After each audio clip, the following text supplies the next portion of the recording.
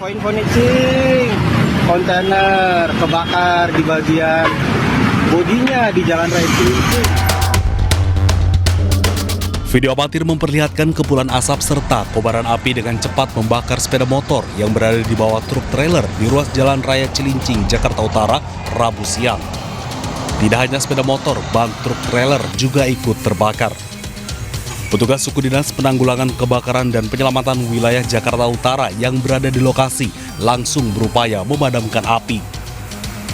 Menurut warga, peristiwa bermula saat sepeda motor tiba-tiba menabrak truk trailer yang melaju dari arah Cilincing menuju Tanjung Priuk. Sepeda motor yang terlindas kemudian sempat terseret sejauh 50 meter hingga akhirnya terbakar. Diduga pengendara sepeda motor kehilangan konsentrasi saat peristiwa terjadi. Seret dari kontainer yang di situ meledak, orangnya loncat, jadi nggak ada korban jiwa. Ya, kalau motornya kelindes, terus dibakar. Selanjutnya, kasus kecelakaan ini ditangani oleh Satwil Lantas Jakarta Utara. Dari Jakarta, Rizky Faluvi Ayus melaporkan.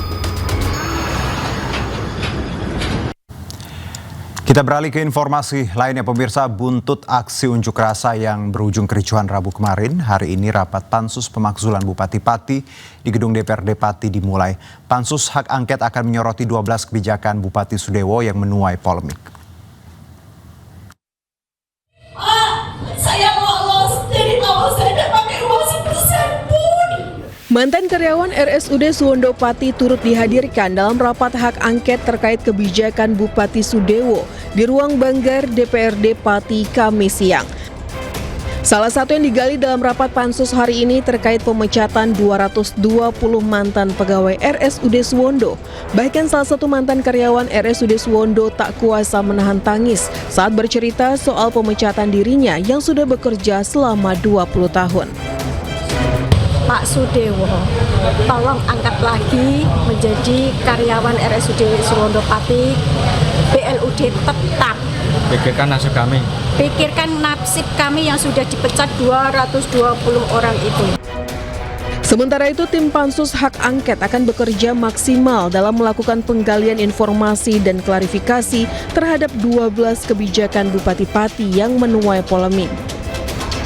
Atas perintah pimpinan DPR, kami langsung melakukan rapat internal, dan hasil rapat internal salah satunya memanggil beberapa saksi, termasuk ex-karyawan Suwondo, dan hari ini kita sudah panggil ex-karyawan Suwondo.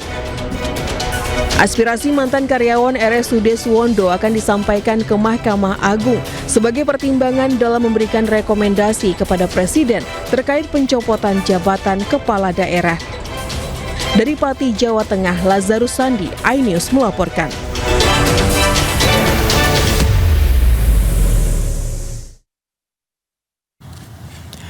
Baik pemirsa, dan untuk mengetahui informasi selengkapnya kami terhubung dengan rekan jurnalis iNews Lazarus Sandi di gedung DPRD Kabupaten Pati, Jawa Tengah. Selamat sore, Sandi. Selamat sore rekan Juno. Silakan dengan update terbaru. Baik, saat ini saya masih berada di depan gedung DPRD Pati, di mana Pansus Hak Angket Pemakzulan Bupati Pati masih menggelar rapat maraton sejak tadi pagi pukul 10.00.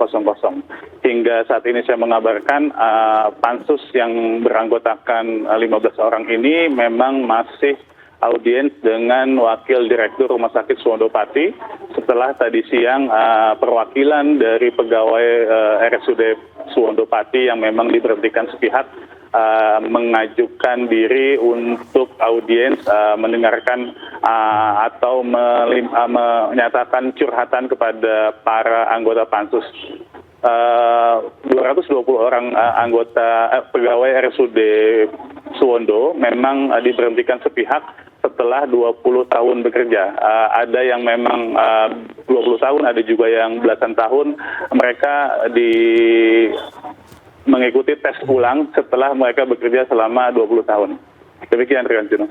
Oke, Sandi, dari tadi bahwa Pansus sudah berdiskusi dengan 220 pegawai RSUD yang diberhentikan secara sepihak.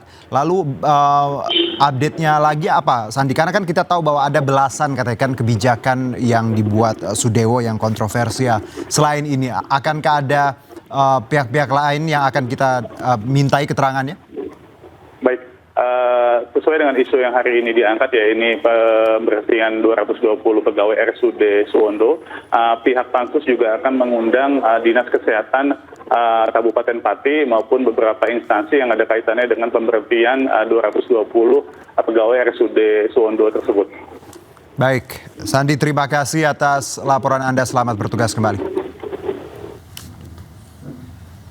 Dan pemirsa, hari ini Pansus Hak Angket DPRD Kabupaten Pati menggelar rapat dengan agenda tuntutan masa atas pemakzulan Bupati Pati. Dan untuk mengetahui informasi selengkapnya, kami telah terhubung dengan Wakil Ketua Pansus Hak Angket DPRD Kabupaten Pati, Joni Kurniato. Dan kami juga sudah mencoba menghubungi Bupati Pati Sudewo, namun belum ada respon. Langsung saya sapa, selamat sore, Assalamualaikum Pak Joni. Selamat sore, Assalamualaikum Bang Juno. Ya, terima kasih sudah bersama kami. Pak, kalau kita lihat tadi dari pagi ya rapat maraton seperti itu dengan beberapa pihak termasuk ratusan pegawai RSUD. Pak, ada hasil apa Pak? Ya, yang kami panggil sementara lima perwakilan yang memang jadi koordinatornya istilahnya ya. Jadi mereka ada yang kerja sudah 20 tahun, ada yang 15 tahun, 18 tahun, jadi diputus hubungan tanpa pesangon ya. Jadi itu pun juga melalui tes yang tidak jelas. Itu laporannya seperti itu Mas Juno. Selain mereka Pak, apakah kita akan juga nanti pihak DPRD akan memanggil pihak-pihak lain? Karena saya dengar ada belasan hal yang disorot terkait kebijakan dari Bupati Sudewo ini Pak. Ya, jadi kami tadi setelah memanggil perwakilan dari pegawai RSUD yang diputus hubungan, juga kami juga memanggil manajemen rumah sakit tadi yang tahap kedua, terus dari tahap ketiga juga kita panggil badan kepegawaian di Kabupaten Pati. Ya, ini juga kita panggil lagi ada seluruh dinas-dinas lah yang memang diperlukan karena memang ada banyak banyak permasalahan ini. Kemarin yang disampaikan oleh pendemongan ada 22 tuntutan. 22 tuntutan, tapi sudah kita ringkas menjadi, karena banyak yang sama intinya, jadi kita ringkas dari 12 tuntutan ini. Oke. Bang Juno. Dari 12 itu apa saja Pak yang mencolok Pak, selain tadi pemberhentian secara sepihak ini? Jadi yang pertama adalah itu yang kebijakan kepegawaian. Contohnya pengangkatan Direktur Rumah Sakit Suwondo, yang sebetulnya Pemkab Pati itu sudah mendapatkan surat dari BKN itu teguran yang ketiga. Karena di RSUD itu dianggap ilegal. Satu itu, termasuk juga ada rangkap jabatan dan lain sebagainya. Kemudian tadi ada masalah PBB yang 250%, kemarin yang sudah dibatalkan itu.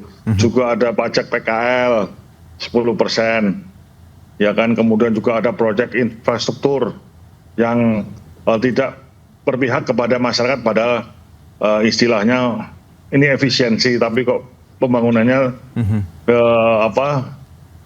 tidak terkonsep gitu loh. Dan banyak lagi, ada 12 itu banyak sekali Pak Juno. Pak John, kalau kita melihat alur kebijakan ini ya, yang termasuk PBBP 2 ini, tentunya melalui DPRD juga dan tidak hanya Sudewo tentunya memutuskan ini. Anda melihat bahwa ketika sekarang hak angket untuk ini pemakzulan seperti itu kembali, apakah sebenarnya dari alur awal seperti itu ada yang salah di sini? Karena kan pasti lewat DPRD loh Pak. Ya, jadi untuk PBBP 2 itu sama sekali tidak dicawe-cawe. Oke. Kita dari DPRD Pati tidak diajak bicara. Tidak ada Pak? Tidak ada. Tidak ada. Tidak ada. Jadi pasti kalau ada pasti kita beritahu, Mas Juno. Oke, jadi ketika ada pemakzulan ini atau wacana ini berarti sebelumnya tidak ada diskusi dengan Pak Sudewo terkait kebijakan yang tadi dikeluarkan beberapa hari yang lalu. Iya. Komunikasinya agak agak tersumbat. Kenapa Pak? Itu. Ya tidak tahu. Jadi kami tuh di DPRD itu kami berusaha untuk membuat suasana kondusif. Oke. Ya, nah ya. Seperti itu, Mas Juno. Baik, berarti tadi bahwa pajak 250% ini tadi tidak melalui diskusi dengan DPRD ya Pak ya? Betul, seperti betul, itu. betul. Oke, baik. Nah, kalau bicara pemakzulan Pak, ini kan tuntutan pendemo kemarin. Walaupun Pak Sudewo sudah meminta maaf seperti itu dan dibatalkan kebijakannya. Tahap selanjutnya ketika ada rapat maraton dengan beberapa pihak menuju nanti hak angket pemakzulan. Setelah ini apa Pak?